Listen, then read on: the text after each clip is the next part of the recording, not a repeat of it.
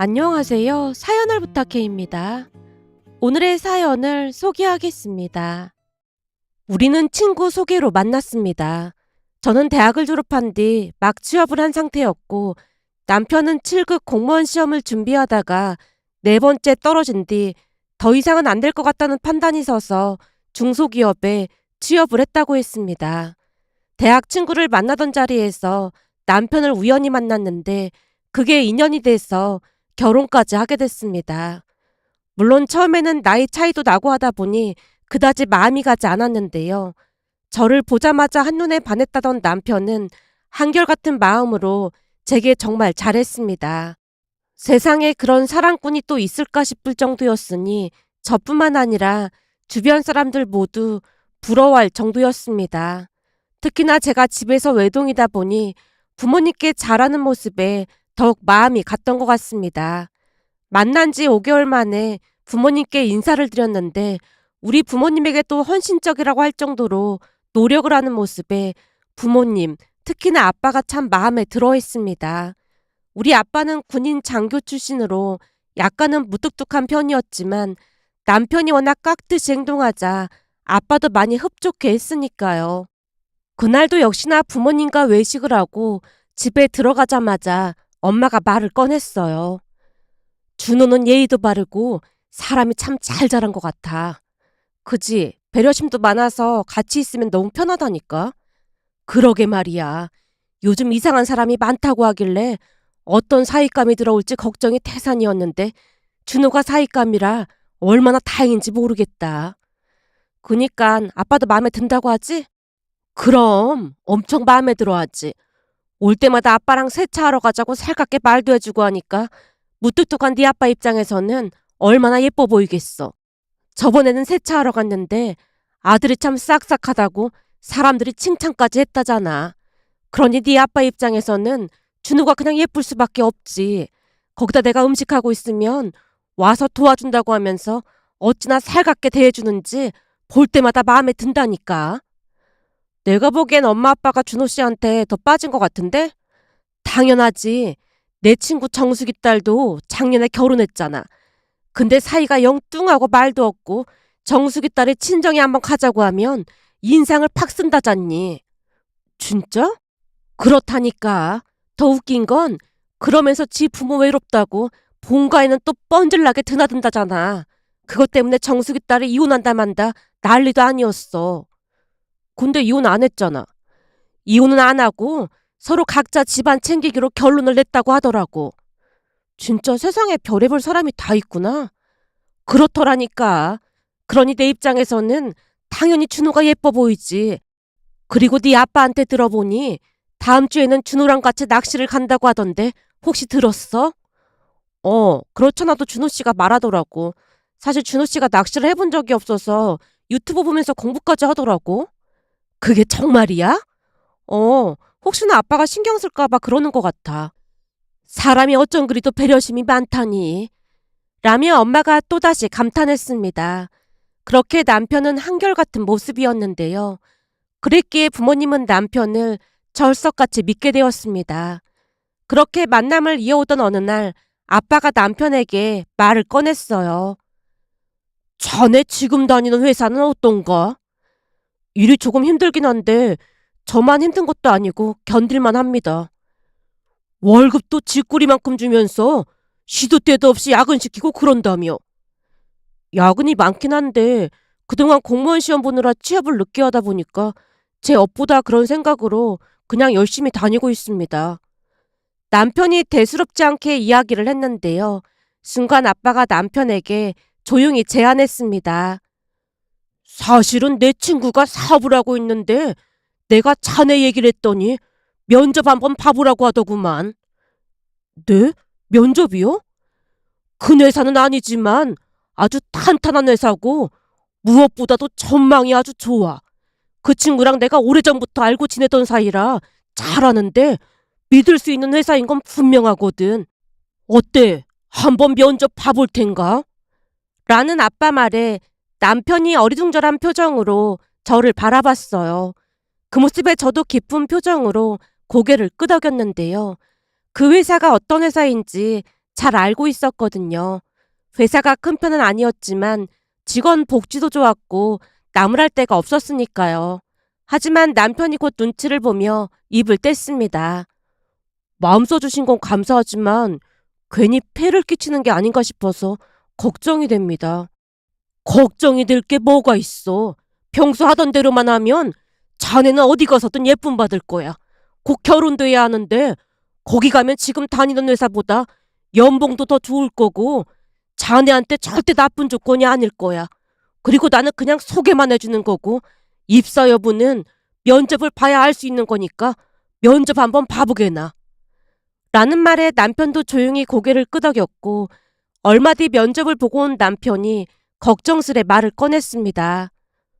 저기 그때 면접 보고 왔잖아. 어떻게 됐어? 합격했어? 합격은 했는데 진짜 가야 하는 건지 모르겠네. 모를 게 뭐가 있어. 거기다 지금 다니는 회사보다 훨씬 좋을걸? 사실 지금 다니는 회사는 일만 부려먹고 시간에 근무 수당도 안 주고 그랬잖아. 거기다 주말에도 수시로 나가서 일하고 돈도 안 주고 부려먹기만 하고 말이야. 근데 그 회사는 그런 거 하나도 없을 거야. 그러니까 걱정하지 마. 물론 좋은 회사인 건 나도 잘 아는데 아버님 소개로 들어갔다가 패 끼칠까 봐 그렇지. 패 안 끼치게 잘하면 되는 거잖아.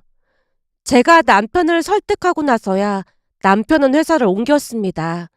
회사를 옮긴 뒤 나름 잘 적응을 하는 모습이었고 하루하루 표정이 밝아졌습니다. 우선 월급부터가 달랐고 주말에 일을 시키는 일이 없었기에 매우 만족하는 것 같아 보였습니다. 그리고 남편이 이직을 하고 난 뒤 우리 결혼 이야기가 나오기 시작했는데요. 이미 양가에 인사는 드렸기에 상견례를 했고 신혼집은 아빠 명의의 아파트에서 시작하겠다고 하자 시부모님이 안절부절 못한 채 몇 번이나 감사 인사를 했습니다. 집은 남자가 마련하는 건데 저희가 능력이 없어서 면목 없고 죄송합니다. 아닙니다. 형편되는 쪽에서 하면 되는걸요. 그러니 개념치 마십시오. 말씀만으로도 정말 감사합니다. 상견례 내내 시부모님이 어찌나 눈치를 살피던지 부모님도 잡을안석이었습니다. 결국 남편이 가전제품 몇 개를 사오기로 했고 우리는 눈 깜짝할 사이에 결혼식을 올렸습니다. 결혼한 후에도 우리는 큰 문제 없이 잘 지냈는데요. 그 사건의 발단은 제 몸이 좋지 않으면서 시작이 됐습니다. 그러니까 평소에도 소화불량과 속쓰림 증상이 있어서 고생을 하곤 했는데요. 심한 건 아니었기에 그냥 병원에서 지어주는 약을 먹으면 금방 괜찮아지곤 했습니다. 그런데 어느 날부터는 뭔가 심상치가 않아서 다시 병원에 갔더니 큰 병원에 가보라는 얘기를 들었습니다. 순간 심장이 마구마구 뛰기 시작했기에 병원을 나서자마자 엄마를 찾아갔어요. 오늘 회사 안 간 거야? 요즘 몸이 안 좋아서 병원 가려고 휴가 냈어. 몸이 얼마나 안 좋길래 그래? 한동안 괜찮았었는데 소화도 잘 안 되고 속쓰림도 좀 심한 것 같아서 병원 다녀왔는데 의사가 큰 병원에 가보라고 하더라고.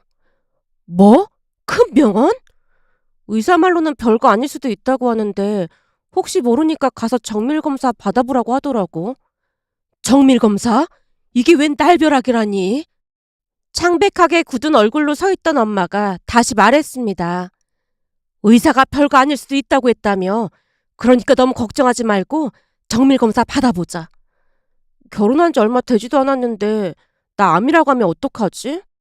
아직 검사도 안 해봤는데 그런 말을 하고 있어. 그동안 병원 다니면서 의사가 이렇게 말한 적이 처음이었잖아. 나 너무 무서워, 엄마. 그리고 진우 씨한테는 뭐라고 해야 해? 오늘 천서방 여기로 오라고 해서 같이 얘기 좀 해보자. 라는 엄마 말에 제가 남편에게 전화를 해서 퇴근 후 친정으로 오라고 했는데요. 제 말을 듣던 남편이 대수롭지 않게 물었어요. 근데 당신 병원은 다녀온 거야? 병원 다녀오고 난 뒤 친정에 온 거야. 엄마가 밥 같이 먹자고 하니까 퇴근하고 여기로 바로 와. 남편이 역시나 대수롭지 않게 대답을 하고 전화를 끊었습니다. 엄마 얼굴은 여전히 창백해져 있었는데요. 아마도 아빠한테 연락을 했던 모양으로 잠시 후 아빠도 급히 집으로 들어오셨어요. 그 와중에 엄마가 음식을 한다고 하자 아빠가 엄마를 말렸습니다. 지금 이 와중에 음식은 무슨 음식을 한다고 그래. 이따가 천서방 오면 그냥 외식이나 하자고. 그럴까 그럼? 근데 가람이 넌 몸이 많이 안 좋았던 거야?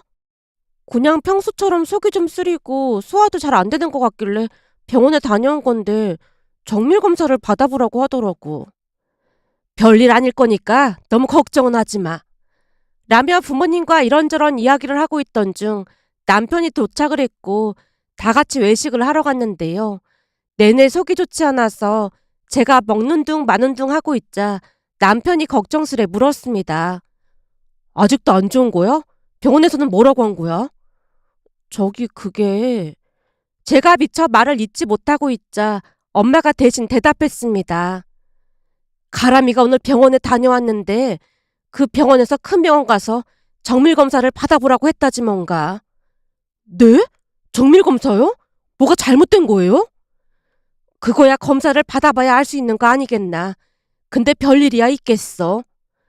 엄마가 애써 아무렇지도 않은 듯 말을 하고 있었지만 남편이 젓가락을 내려놓더니 다시 물었어요. 혹시 병원에서 뭐라고 했는지 물어봐도 돼?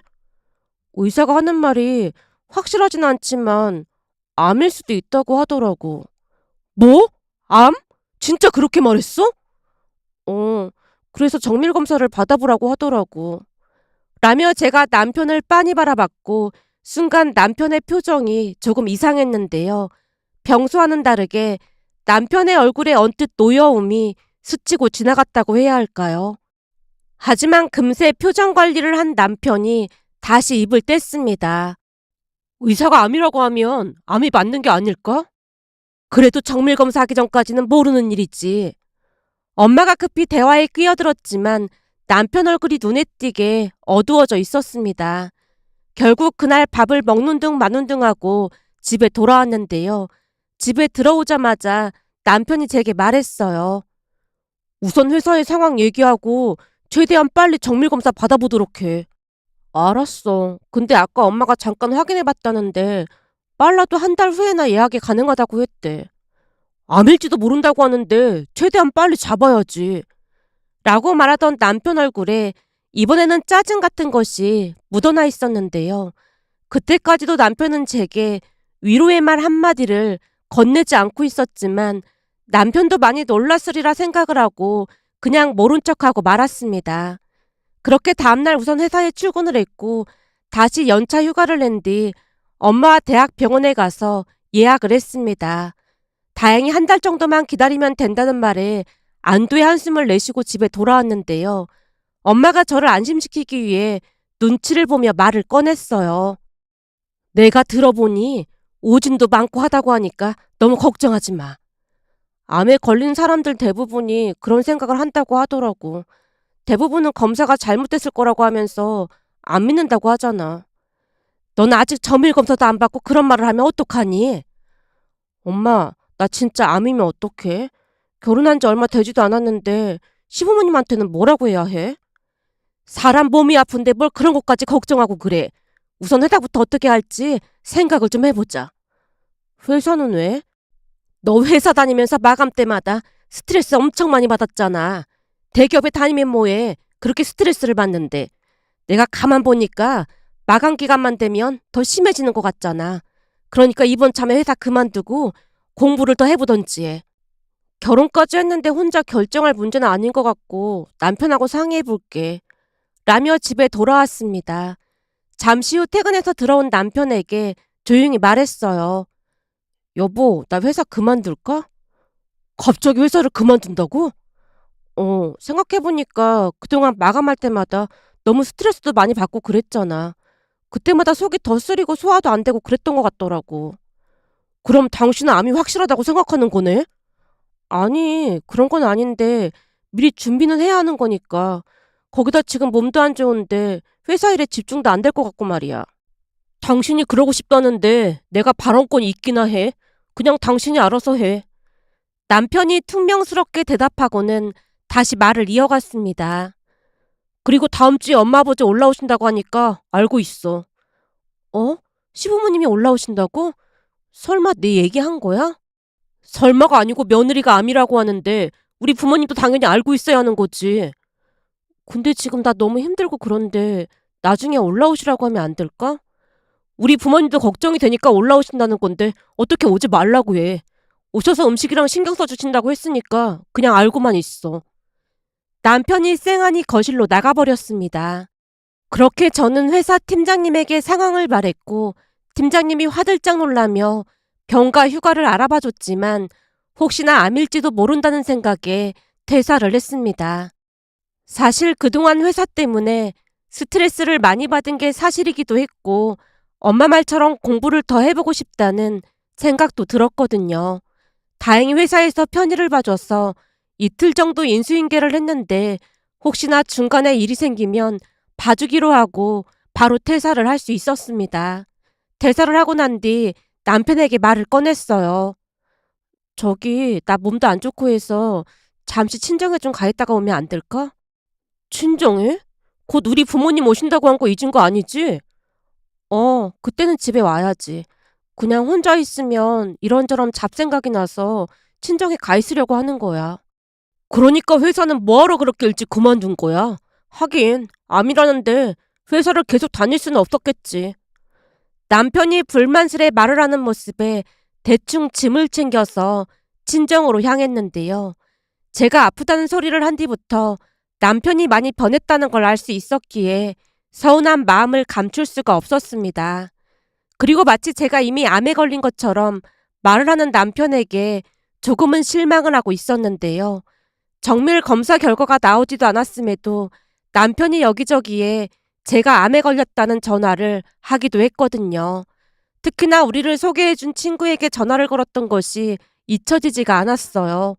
어느 날 제가 안방에서 자고 있다가 거실로 나왔는데 남편이 보이질 않아서 두리번거리다 보니 작은 방에서 통화를 하고 있었어요. 야, 우리 와이프 암에 걸린 것 같아. 병원에서 정밀검사 받아보라고 했다는데 암이 맞겠지 뭐. 어쩌다가 내 신세가 이렇게 된 건지 모르겠다. 너도 내 상황이 돼봐. 얼마나 황당하겠어. 어쩐지 장인 장모가 아무것도 없는 나를 낼름 받아준 것 자체가 좀 이상하긴 했어. 지금 곰곰이 생각해보니까 와이프 몸이 안 좋으니까 집을 마련해준다고 하면서 나를 꼬신 거나 다름없다니까. 아니긴 뭐가 아니야. 사실 까놓고 얘기하면 아파트를 내 명의로 한 것도 아니고 장인 명의인데 나 완전 손해보는 장사한 거라니까. 가장 큰 잘못은 너야 너. 돈만 있으면 뭐해. 몸이 저 모양인데. 이런 건 진작 말을 했어야지. 라는 말을 서슴지 않고 하는 모습에 큰 충격을 받을 수밖에 없었지만 그냥 참고만 있을 수밖에 없었는데요. 그도 그럴 수밖에 없었던 것이 이미 부모님이 너무나 큰 충격을 받은 상태였으니까요. 결국 친정에 가서도 남편의 실체에 대해 말도 꺼내지 못한 채 혼자 소가리를 하다 보니 속이 더 쓰려왔습니다. 그러다 보니 내내 누워있기만 했는데요. 제가 친정에 오고 난 뒤 남편에게 안부 전화 한 통이 없었습니다. 결국 엄마가 눈치를 살피며 제게 물었어요.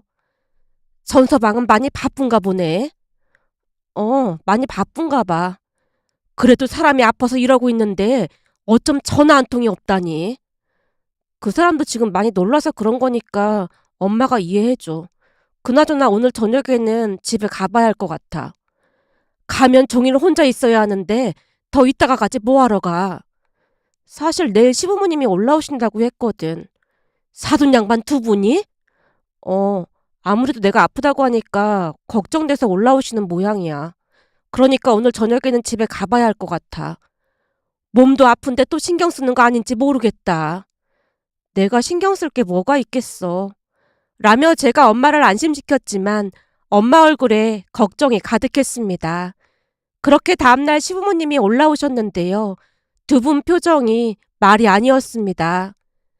암이라는 게 확실한 거니? 아직은 확실하지 않아요. 정밀검사를 해봐야 할 것 같아요. 의사가 얼마나 똑똑한 사람인데 큰 병원 가서 정밀검사 받아보라고 한 거면 암이 확실하다는 거 아니겠어? 결혼한 지 1년도 안 됐는데 새파랗게 젊은 우리 아들 불쌍해서 어찌 그래? 그렇게 몸이 안 좋았으면 결혼 전에 얘기를 했어야지. 어디 가서 물어봐라. 이거 사기 결혼인 거야. 제 얼굴을 보자마자 시어머님이 저를 원망하며 한탄했습니다. 나중에는 시어머님이 거실바닥에 주저앉아서 대성통곡까지 하는 모습에 남편이 시어머님을 말렸습니다. 엄마, 아직 검사 결과가 나온 것도 아닌데 왜 그래? 의사라는 사람들이 보통 똑똑한 사람들이 아닌데 암이 확실하니까 큰 병원에 가보라고 하는 거지. 더 확인할 게 뭐가 있어. 보나마나 암이 확실하구만. 엄마, 그리고 요즘은 암이라고 해도 완치율이 높다고 하니까 너무 그러지 마. 완치율이 높으면 뭐해? 내가 들어보니까 암은 유전될 확률도 높다고 하던데 보나마나 손주들 낳아도 유전될 게 뻔한데 난 우리 손주들이 안 걸리는 꼴 절대 못 본다. 거기다 항암 치료에다 뭐다? 앞으로 계속 치료받아야 하는데 임신이나 할 수 있겠어? 이놈아, 네 인생 완전 끝난 거야. 처가가 부자라고 무조건 결혼한다고 했을 때부터 내가 알아봤어. 암에 걸렸는데 부자인 게 다 뭔 소용이야.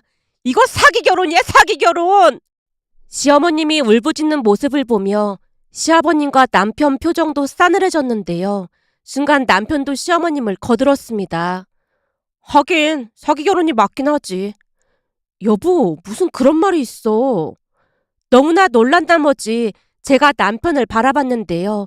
시어머님이 집안이 떠내려가라 소리를 질렀습니다. 너 지금 말버릇이 그게 뭐야? 그동안은 집도 해오고 그래서 우리 아들이 참으라고 해서 참았는데 너 지금까지 우리 아들한테 그따위로 말한 거니? 제가 뭘 어떻게 했다고 그러시는 거예요? 그냥 물어본 거잖아요. 몹쓸 병이나 걸려서 집안을 풍비박산 내놓고 어디서 눈을 동그랗게 뜨고 대들어 대들긴. 가만 보니까 네 부모도 다 알고 그냥 결혼시킨 거지. 이놈아, 너 지금 저 집안 사람들한테 당한 거야. 네가 뭐가 부족해서 병 걸린 여자랑 결혼을 해. 그렇네. 생각해보니까 엄마 말이 맞는 것 같기도 하네. 그리고 넌 며느리가 어디 시어머니한테 버르장머리 없이 대들어. 당장 우리 엄마한테 사과해. 내가 뭘 잘못했다고 사과를 해야 해? 너 지금 그걸 말이라고 하는 거야?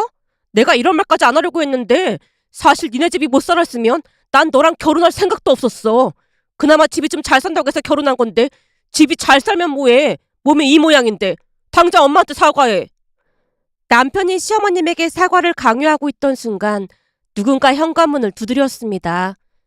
정신사나 죽겠는데 누가 온 거야? 라며 인터폰으로 밖을 확인하던 남편 입에서 비명이 터져나왔어요.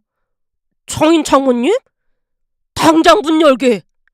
문 밖에서 아빠 목소리가 또렷하게 들려왔는데요. 곧 남편이 문을 열었고 부모님이 집 안으로 들어오셨어요. 사기 결혼은 그쪽이 아니라 우리가 당한 것 같은데 어디서 사기 결혼을 운운하는 겁니까?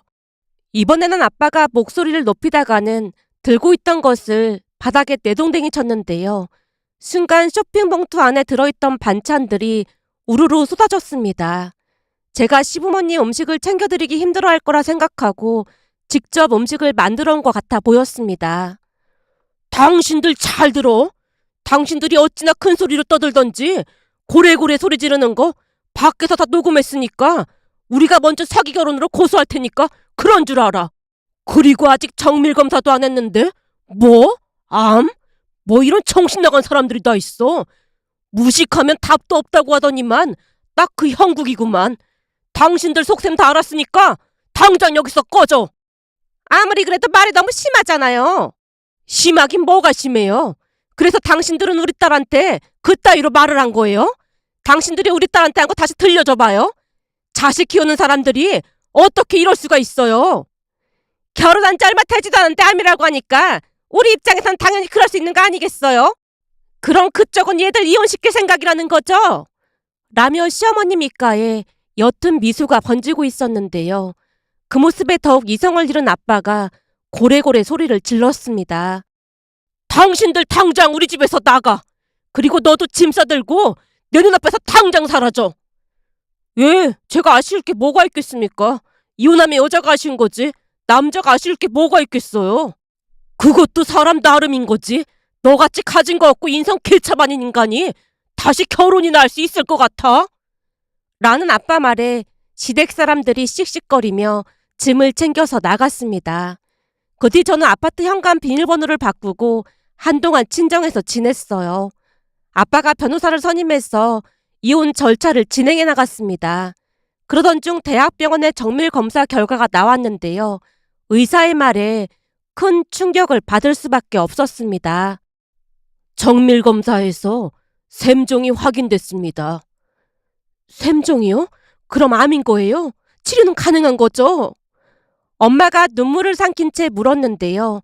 의사가 입가에 미술을 머금은 채 대답했습니다. 암은 아닙니다. 네? 지금 방금 샘종이라고 하셨잖아요. 샘종은 양성 종양입니다. 그러니까요. 암이라는 말씀이신 거잖아요. 암은 아니고 악성화될 수 있기 때문에 제거가 필요할 뿐입니다. 쉽게 설명드리자면 암은 아니지만 나중에 암이 될 우려가 있거든요. 하지만 제거하고 나면 아무런 문제도 없을 테니 너무 걱정하지는 마세요. 제거 후에 정기적으로 검사만 잘 받으시면 큰 문제는 없을 겁니다. 그럼 진짜로 암이 아니라는 말씀이세요? 예, 종종 이런 경우가 있어서 환자들이 오해를 하는데 일찍 발견해서 정말 다행인 거죠. 그럼 동네 병원에서 오진을 했다는 말인 거예요? 아닙니다. 오진이 아니고 오히려 결정을 잘 내리신 거죠. 의사의 말에 엄마가 바닥에 주저앉아서 오열을 했습니다. 그 뒤 저는 샘종 제거 수술을 했고 아무 문제 없이 잘 지내고 있는데요. 그때 샘종이 발견되길 정말 잘 됐다는 생각마저 들었습니다. 만약 그런 일이 일어나지 않았다면 정신나간 전 남편과 그 인간 가족들의 실체를 몰랐을 테니까요. 우선은 전 남편과 이혼을 마무리할 때까지 암이 아니라는 사실을 밝히지 않았고 암이냐고 묻는 전 남편의 말에 아무런 대답도 하지 않았습니다. 그 바람에 전 남편은 제가 암이 걸렸다고 확신을 했고 우리는 이혼을 했습니다. 그 뒤 전 남편을 소개해준 사람에게 전화를 해서 조용히 말을 흘렸어요. 대학병원에서 정밀검사 해봤더니 암이 아니라네. 근데 그 인간들은 내가 암이 아닌 것도 아직 모르고 있을 거 아니야. 그렇지? 제가 약 올리듯 전화를 끊었는데요. 아니나 다를까 1시간쯤이 지났을 무렵 전 남편에게 전화가 걸려왔습니다. 걸어마, 잘 지냈어? 건강하게 아주 잘 지내고 있어. 근데 무슨 일이야? 내가 들어보니까 너 암이 아니라며. 그러게, 정밀검사 받아보니까 암이 아니라고 하더라고. 우리 만나서 얘기 좀 할까? 내가 너를 왜 만나?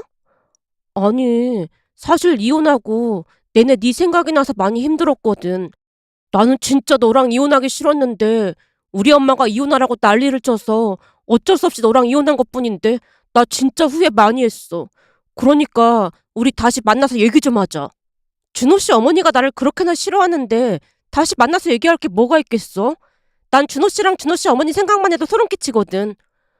저기 말이야. 내가 부모님이랑 연 끊고 살게. 그러니까 우리 다시 시작하자.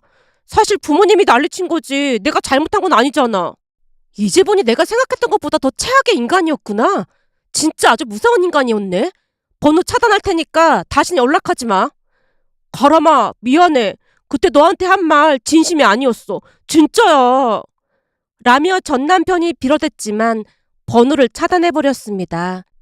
그 뒤 전 시어머니가 모르는 번호로 전화를 걸어와서 용서해달라는 말까지 하는 모습을 보며 더욱 치가 떨렸답니다.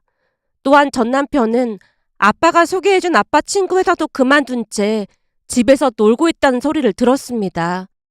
복지 좋은 회사에 다니다가 다시 예전처럼 힘들게 일 시키는 회사에 다니기 싫다고 했다네요. 그 말을 들으며 다시 한번 혀를 내두르고 말았는데요. 비록 그때 마음고생을 하긴 했지만 온 우주가 저를 도왔던 게 아니었나 싶은 생각이 들어 이런 사연이 또 있을까 싶어 이렇게 글 남겨봅니다. 오늘의 사연은 여기까지였습니다. 즐겁게 보셨다면 구독, 좋아요 부탁드립니다. 고맙습니다.